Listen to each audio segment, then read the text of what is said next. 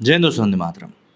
जैसे जैसे टेक्नोलॉजी आगे बढ़ती जा रही है, ठीक वैसे ही कई सारे मामले स्कैम्स के भी बढ़ते जा रहे हैं और अलग होते जा रहे हैं। व्हाट्सएप वीडियो कॉल के जरिए से एक्सटॉर्शन या ब्लैकमेलिंग के किस्से आपने अभी तक सुन ही लिए होंगे। और यदि अभी तक आप लोगों ने नहीं सुना है कि किस तरीके से ये व्हाट्सएप वीडियो कॉल वाला पूरा कर्मकांड काम करता है, तो ये वीडियो आपके लिए बहुत अहम होने वाला है। इस वीडियो में मैं आपको कुछ केस स्टोरी भी बताऊंगा, कुछ तरीके भी बताऊंगा जिनसे कि आप इस तरह के ब्लैकमेलिंग से बच सकते हैं और साथ ही साथ अपने आसपास के लोगों को, अपने परिवार के जनों को इसको लेकर जागरूक कर सकते हैं कि किस तरीके से स्कैम में ना फंसा जाए। क्योंकि इस तरह के स्कैम में फंसना बहुत ज़्यादा आसान होता है और सामने वाला इसके ज़रिए आपको ना सिर्फ ब्लैकमेल कर सकता है बल्कि आपको मानसिक रूप से प्रताड़ित भी कर सकता है। तो ऐसे में ये जानना आपके लिए बहुत ज़रूरी है कि ये व्हाट्सएप आखिर किस तरीके से जी का जंजाल बन चुका है। देखिए, आज की तारीख में अगर हम बात करें तो बैंकिंग फ्रॉड के मामले आपने बहुत सुन लिए होंगे। एक फ़ोन कॉल आती है और केवाईसी के नाम पर ओटीपी मांगा जाता है। जैसे ही फ़ोन कॉल अटेंड करने वाला ओटीपी बताता है, उसके खाते में रखे रुपयों पर ठग हाथ साफ कर लेता है। लेकिन बैंकिंग फ्रॉड की ये तरकीब अब पुरानी हो चली है। लोग इसके बारे में जान चुके हैं और धीरे धीरे इसकी जगह अब सेक्सटॉर्शन लेता जा रहा है। पहले से भी ज़्यादा खतरनाक, पहले से भी ज़्यादा मानसिक संतुलन बिगाड़ने वाला। एक अनजान नंबर से आई एक वीडियो कॉल किसी की भी रातों की नींद उड़ा सकती है। चंद सेकंड की ये कॉल किसी को इतनी महंगी पड़ सकती है कि उसके बैंक अकाउंट में रखे करोड़ों रुपए भी मामूली लगेंगे। दरअसल बैंक अकाउंट झटके में खाली हो जाते हैं। इसके लिए ना तो कोई ओटीपी मांगी जाएगी और ना ही किसी ऐप को डाउनलोड करने के लिए कहा जाएगा। शातिर ठग ऐसा कर रहे हैं ठगी की एक नई तरकीब के जरिए। लेकिन आगे बढ़ने से पहले यदि अभी तक आप लोगों ने मेरा ये वीडियो नहीं देखा है, जो कि मैंने इस समय G20 की बैठक जो भारत में चल रही है उसमें किस प्रकार से मुस्लिम देशों ने भारत को धोखा दिया है उसके ऊपर बनाया है, उसे ज़रूर जाकर देखें। और साथ ही साथ उस चैनल को भी सब्सक्राइब करें, क्योंकि इस चैनल के ऊपर जस्ट पॉलिटिक्स विद नमन, इस चैनल के ऊपर मैं सिर्फ और सिर्फ पॉलिटिक्स से संबंधित एक से बढ़कर एक अच्छे वीडियोस डालूंगा जो कि आपको ज़रूर पसंद आएंगे। तो पसंद आए तो सब्सक्राइब ज़रूर कीजिएगा। डिस्क्रिप्शन में लिंक दिया हुआ है, साथ ही साथ आई बटन के ऊपर भी आपको इस वीडियो का लिंक मिल जाएगा। दिल्ली की अगर हम बात करें तो वहाँ से करीब 100 किलोमीटर दूर बैठे कुछ शातिर दिमाग लोगों ने ब्लैकमेलिंग का एक ऐसा नया गोरख धंधा शुरू किया है।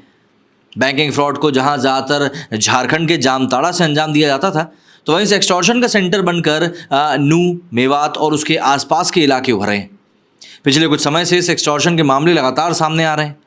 दिल्ली पुलिस की टीम अक्सर इन इलाकों में छापेमारी करती, गिरफ्तारियां भी होती, लेकिन इस धंधे पर लगाम लग नहीं पा रही है। एक्सटॉर्शन के शिकार कई लोग तो अपनी इज्जत बचाने की चिंता में ही पुलिस से शिकायत भी नहीं करते और यही सबसे बड़ी वो लोग गलती कर देते हैं। आप इस बात से अंदाजा लगाइए कि पिछले करीब 30 महीने में 11 करोड़ रुपए की ठगी सेक्सटॉर्शन और साइबर ठग गैंग के 3 आरोपी कर चुके थे, जिनको गिरफ्तार किया गया था।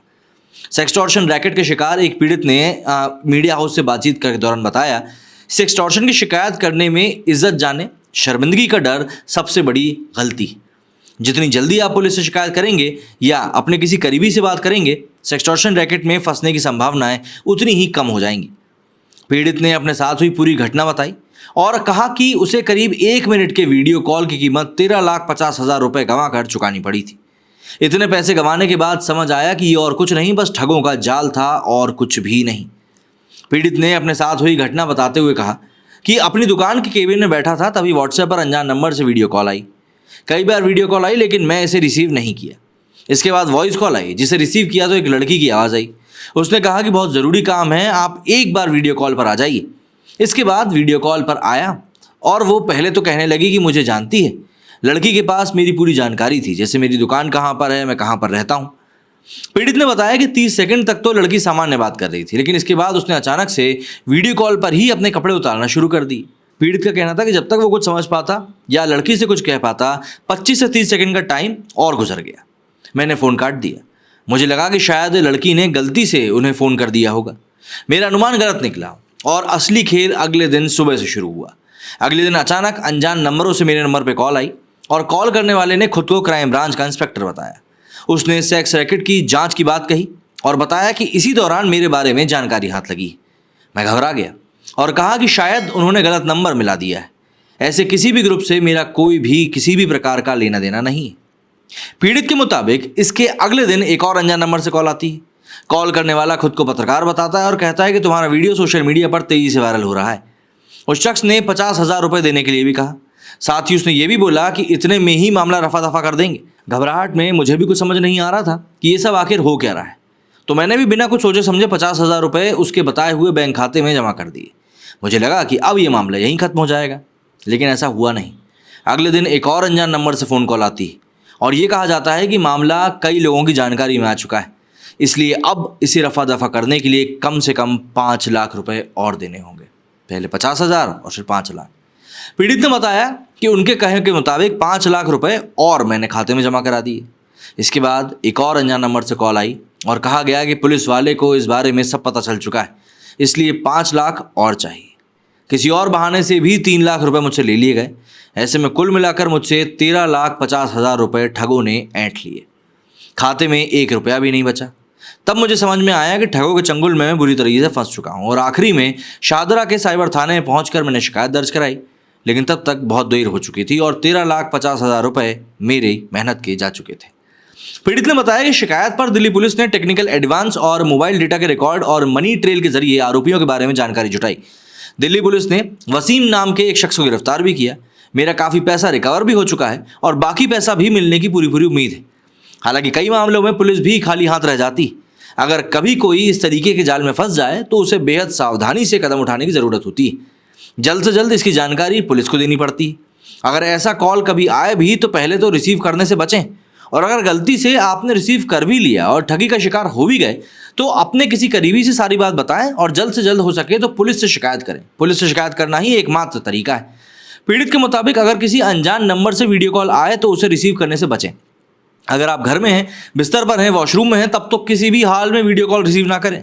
अगर गलती से वीडियो कॉल रिसीव हो गया और सेक्सटॉर्शन गैंग के शिकार आप बन गए तो पहली कॉल आने के तुरंत बाद अपने किसी करीबी या पुलिस के पास पहुंच जाएं। अगर आपने ऐसा नहीं किया तो फिर आप ब्लैकमेलिंग के जाल में फंस जाएंगे और ये सिलसिला जो शुरू होगा वो फिर खत्म होने का नाम नहीं लेगा।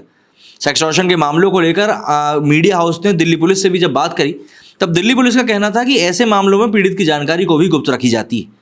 पीड़ित अगर नहीं चाहता तो उसका नाम कभी सामने भी नहीं आता। पुलिस अधिकारियों का यह भी कहना है कि मेवात इलाके से किसी आरोपी को खोज निकालना आसान काम नहीं। शाहदरा जिले के डीसीपी रोहित मीणा ने बताया कि 12 मार्च को जिले के एक 27 साल के शख्स ने शिकायत दी थी कि एक वीडियो कॉल आई जिसमें कि एक लड़की अश्लील हरकत कर रही थी। उन्होंने बताया कि शिकायतकर्ता के मुताबिक इस अनजान कॉल के कुछ देर बाद धमकी भरे फोन आने लगे। कोई खुद को दिल्ली का आईपीएस अधिकारी बता रहा था। धमकी दी गई कि अगर अकाउंट में पैसे ट्रांसफर नहीं किए गए तो उसके अश्लील हरकत वाली इस वीडियो को सोशल मीडिया पर वायरल कर दिया जाएगा। उसने इस पूरी घटना से डर के बताए हुए अकाउंट में पूरे पैसे ट्रांसफर कर दिए और इसके बाद उसने पुलिस को शिकायत करी। शाहदरा के डीसीपी के मुताबिक दिल्ली पुलिस ने केस दर्ज कर जांच शुरू करी। उस फोन नंबर की डिटेल निकाली गई जिससे कि वीडियो कॉल किया गया था। फिर उस नंबर की डिटेल जानकारी भी निकाली गई जिससे कि धमकी भरे फ़ोन कॉल आए थे और जिस खाते में पैसे ट्रांसफ़र कराए गए थे उसकी भी जानकारी निकाली गई। ऐसे में शातिर की पहचान कर उसे राजस्थान के भरतपुरा से पकड़ा गया। आरोपी का नाम वसीम था। उसके पास 3 मोबाइल फ़ोन और 4 सिम कार्ड मिले जिनका इस्तेमाल ठगी के लिए वो कर रहा था। पुलिस आरोपी के बैंक के अकाउंट और मोबाइल की सीडीआर को खंगाल रही है जिससे ये पता लगाया जा सके कि उसने अब तक और कितने लोगों के साथ ठगी करी। शाहदरा जिले के डीसीपी रोहित मीणा ने आगे बताया कि शाहदरा साइबर सेल ने 2023 के शुरुआती 3 महीनों में ही मेवात से करीब 12 आरोपियों को गिरफ्तार किया है जो सेक्सटॉर्शन में लिप्त थे। पुलिस के मुताबिक गैंग के लोग अपनी प्रोफाइल पर नकली फ़ोटो लगाते हैं जिससे सामने वाला ये समझे कि उससे बात कर रहा कोई अधिकारी है। पूछताछ के दौरान आरोपी वसीम ने दिल्ली पुलिस को बताया कि उसकी गैंग के लोग मोबाइल पर वीडियो कॉल किया करते हैं और एक बार जब फ़ोन रिसीव हो जाता है तब दूसरे फ़ोन से अश्लील लड़की की हरकतों को उस सामने वाले को दिखाया जाता है। ऐसा इतनी सफाई से किया जाता है कि सामने वाले को लगे कि ऐसा कोई लड़की ही कर रही। कभी कभी गैंग से जुड़ी लड़कियां भी वीडियो कॉल पर अपने कपड़े उतार देती। इसकी स्क्रीन रिकॉर्डिंग कर ली जाती है और वही दिखाकर सामने वाले को फिर ब्लैकमेल करके पैसे लिए जाते हैं। जांच में यही बात सामने आती है कि ये शातिर लोग मोबाइल फ़ोन और सिम कार्ड पश्चिम बंगाल से खरीदा करते हैं। सिम कार्ड गलत पते पर लिए जाते हैं। शातिर ठग गैंग के दूसरे सदस्यों की मदद से बैंक अकाउंट का जुगाड़ करते हैं जिसमें ये ठगी और ब्लैकमेलिंग के जरिए पैसे मंगवा सकें। ये खुद को कभी एसएचओ, कभी साइबर सेल विक्रम राठौर बताते हैं तो कभी संजय यूट्यूबर बताते हैं और पैसे ना देने पर रिकॉर्डिंग वीडियो वायरल कर देने की धमकी देते हैं जिससे कि सामने वाला अमूमन पैसे दे ही देता है। देखिए सीधी सी बात यही है, अगर आपसे कभी वीडियो कॉल पर इस तरह का कोई आपका मैसेज वायरल बन भी जाता है तो पहली बात तो आप ये ध्यान रखें कि ऐसे मैसेज वायरल नहीं होंगे। ऐसे मैसेज वायरल होने की संभावना बहुत कम रहती है क्योंकि ये लोग खुद भी चाहते हैं ना कि इनको पैसा मिल जाए। अगर कोई आपका वीडियो बना के वायरल कर देगा तो आप उसको पैसा क्यों ही दोगे। इसके अलावा आप सबसे पहले बिना कुछ सोचे समझे आप सबसे पहले थाने में जाकर रिपोर्ट लिखवाएं जिससे कि आप सेफ साइड हो जाएं। उसके बाद पुलिस आपको आपका काम करके दे ही देगी। क्या कहना है आप लोगों का इस बारे में कमेंट करके ज़रूर बताएं। मेरे इस वीडियो में फिलहाल इतना ही। जय हिंद, जय भारत।